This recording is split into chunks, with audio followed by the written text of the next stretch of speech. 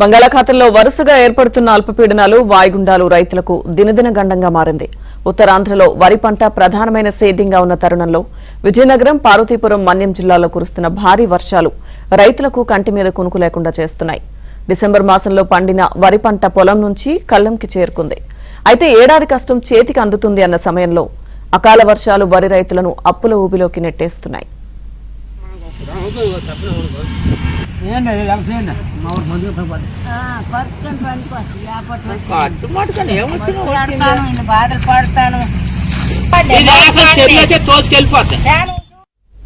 ప్రస్తుతం ఈ రెండు జిల్లాల్లో 2 వంతుల వరి పంట కల్లాల్లోకి చేరుకుంది. జిల్లాలో కురుస్తున్న వర్షాలకు వరి కుప్పలు తడిచి ముద్దైపోయాయి.